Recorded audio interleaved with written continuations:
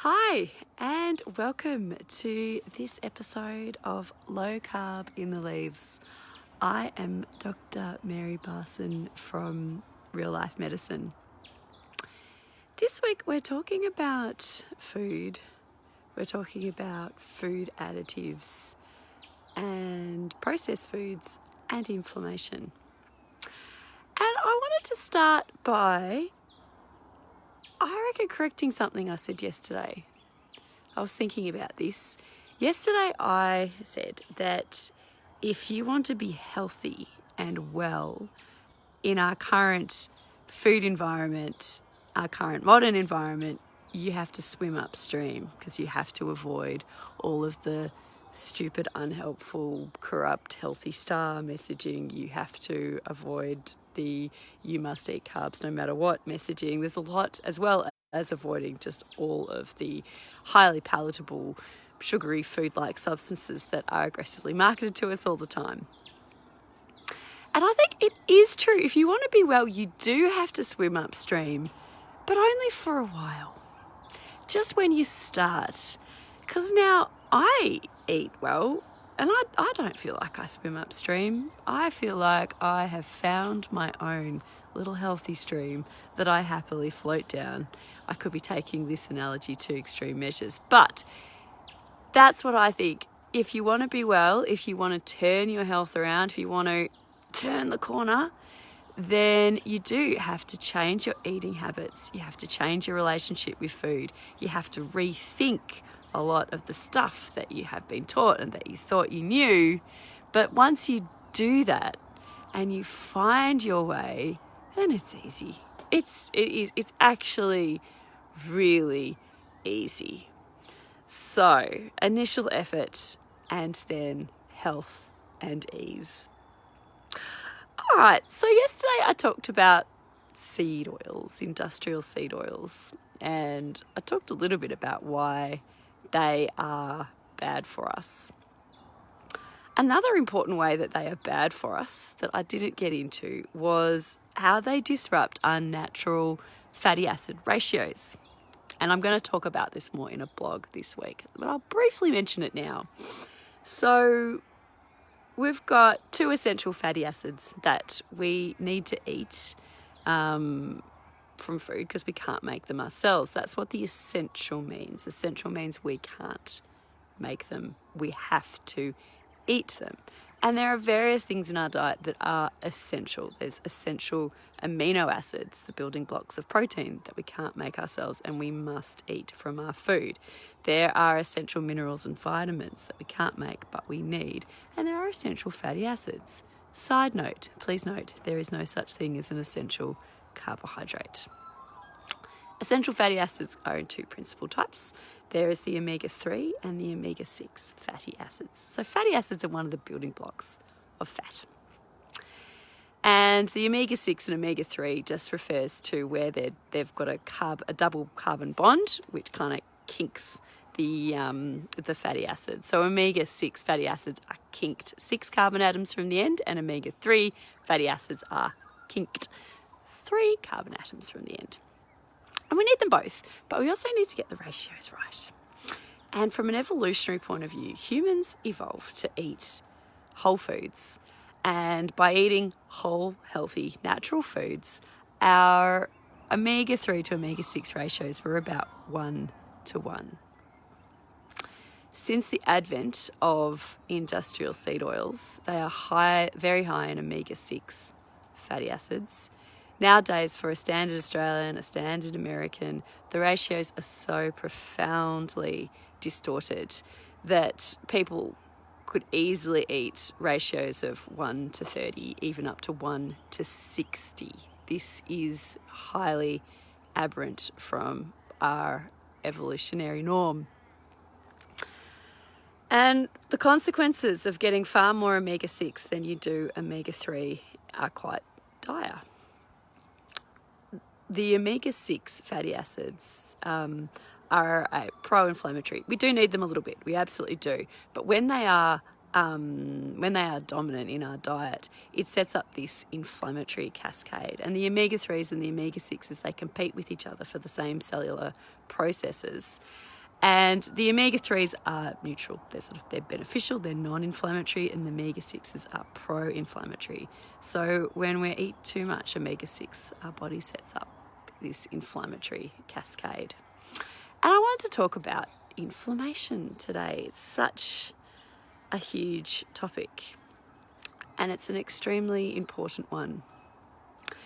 So inflammation is a root cause of every chronic degenerative disease that exists, be it autoimmune illnesses, be it obesity and type 2 diabetes and fatty liver and all the metabolic disease, be it heart disease, stroke, dementia.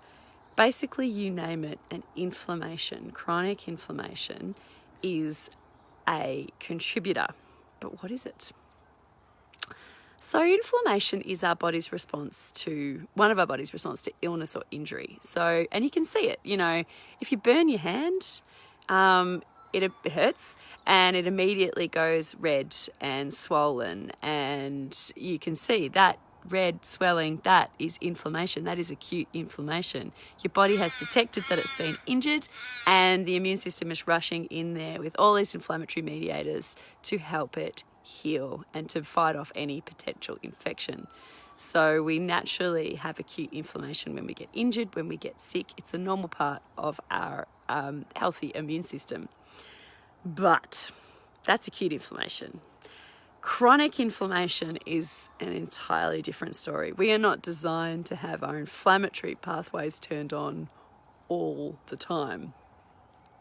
And when they are, we get sick and fat and metabolically deranged. So chronic inflammation is when these mechanisms are turned on all the time, and it has significant consequences for our health.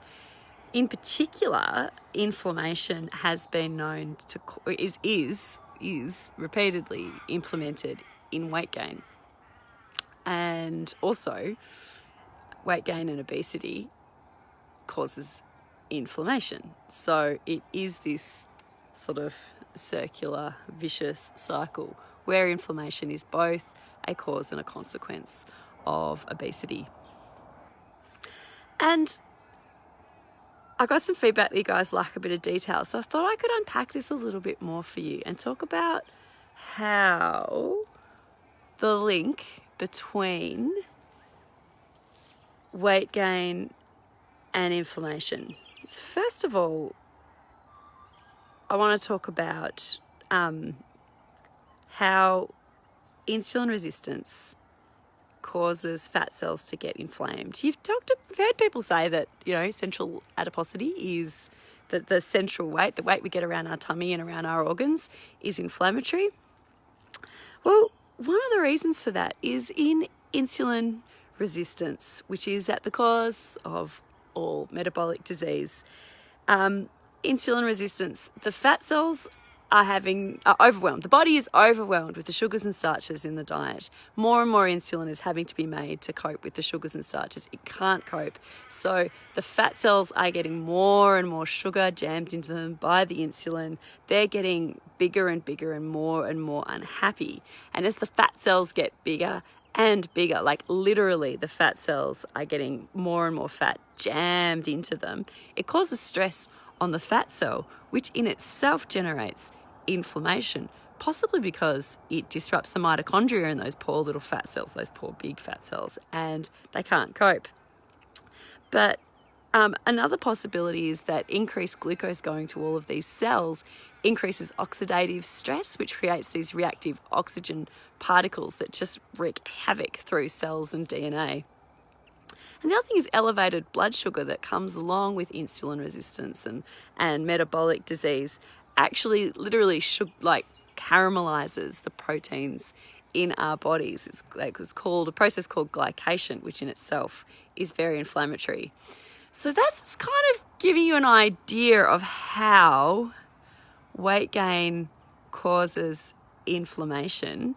And there are also other ways in which inflammation then causes weight gain and insulin resistance itself. And essentially, just to get back to basic principles, because basic principles is where I like to live. What is at the root of all of these problems? These deranged hormones, elevated insulin, of this inflammation in the first place? It's food. It's inflammatory processed foods.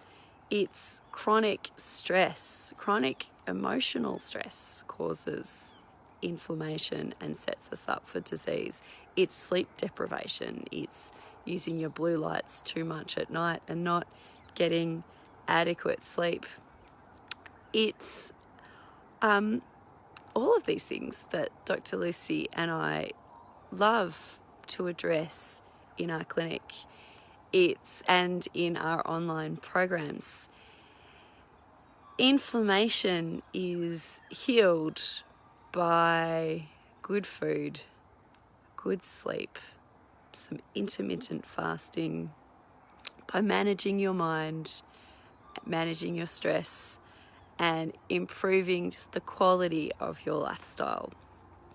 And that does involve a little bit of upstream swimming to begin with. But once you find your healthy groove, things are very easy and you can float down that lovely stream of good health. All right, big love to everybody. Have a great day and I will see you again tomorrow. Bye.